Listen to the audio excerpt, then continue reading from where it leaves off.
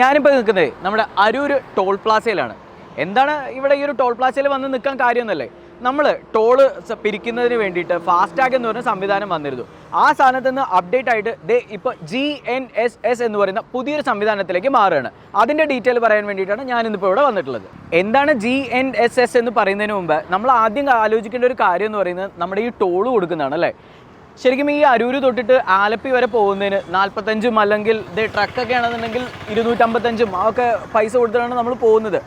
ഇങ്ങനൊരു റോഡിൽ കൂടെ നമ്മൾ പോകുന്ന സമയത്ത് എന്തിനത്രയും കാശ് കൊടുക്കണമെന്ന് നമുക്ക് തന്നെ അറിയില്ല. കാരണം വളരെ ചെറിയൊരു ദൂരം പോകുകയാണെന്നുണ്ടെങ്കിൽ നമ്മൾ ഈ പറഞ്ഞ പൈസ എന്തായാലും കൊടുത്തേ പറ്റൂ. അപ്പോൾ ഇതിന്നൊക്കെ ഒരു മോചനത്തിന് വേണ്ടിയിട്ട് ആദ്യം വന്നൊരു സാധനമാണ് ഫാസ്ടാഗ്. ഫാസ്ടാഗ് വന്ന സമയത്ത് എന്തായിരുന്നു, പണ്ട് ഈ ഫാസ്ടാഗ് വരുന്നതിന് മുമ്പ് ഗവൺമെൻറ് നടത്തിയൊരു പഠനത്തിൽ ഒരാൾ പൈസ കൊടുത്ത് ശരാശരി ഒരു ടോള് കടന്നു പോകാൻ വേണ്ടിയിട്ട് ഏകദേശം 12 മിനിറ്റോളാണ് എടുത്തിട്ടുണ്ടായിരുന്നത്. എന്നാൽ ഫാസ്ടാഗ് വന്നതിന് ശേഷം അത് 60 സെക്കൻഡ് മുതൽ 45 സെക്കൻഡ് വരെയായിട്ട് കുറഞ്ഞു.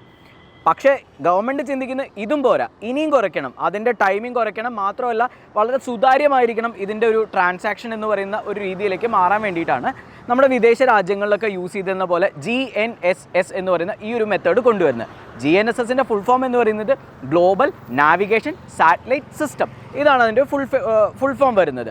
അതായത് നമ്മൾ സാറ്റലൈറ്റ് ഉപയോഗിച്ച് വെഹിക്കിളിനെ ട്രാക്ക് ചെയ്തിട്ട് എത്ര കിലോമീറ്റർ, ഇപ്പോൾ ഞാൻ ഇവിടുന്ന് തുടങ്ങി ഒരു 10 കിലോമീറ്റർ പോകുന്നുണ്ടെങ്കിൽ ആ ദൂരത്തിന് മാത്രം പൈസ പിരിക്കുന്ന ഒരു മെത്തേഡാണ് ഈ ഒരു GNSS എന്ന് പറയുന്ന സംവിധാനം കൊണ്ട് ഗവൺമെൻറ് ഉദ്ദേശിക്കുന്നത്. ഇതിപ്പോൾ നമ്മുടെ മൈസൂർ ബാംഗ്ലൂർ ഹൈവേയിലൊക്കെ ഇതിൻ്റെ പരീക്ഷണാർത്ഥം ഇതിൻ്റെ ട്രയൽ റണ്ണൊക്കെ നടത്തുന്നുണ്ട്. വളരെ സക്സസ് ആയിട്ടുള്ള റിപ്പോർട്ടുകളാണ് ഇന്ന് കിട്ടുന്നതെന്നാണ് ഗവൺമെൻറ് പറയുന്നത്. അതുകൊണ്ട് തന്നെ ഘട്ടം ഘട്ടമായിട്ട് ഇത് നമ്മുടെ റോഡുകളിലേക്കും വരാം. പെട്ടെന്ന് ഓടി ചെന്നിട്ട് അടുത്ത സിസ്റ്റം മാറണം എന്ന് പറഞ്ഞാൽ മാറില്ല, എങ്കിലും ഒരു 3-4 വർഷത്തിനിടയിൽ നമുക്ക് ഈ ഒരു സിസ്റ്റത്തിലേക്ക് മാറിക്കഴിഞ്ഞ് കഴിഞ്ഞാൽ നമ്മുടെ ട്രാഫിക്കും വളരെയധികം കുറയും, അതുപോലെ തന്നെ വളരെ സുതാര്യമായൊരു സംവിധാനത്തിലേക്ക് മാറും.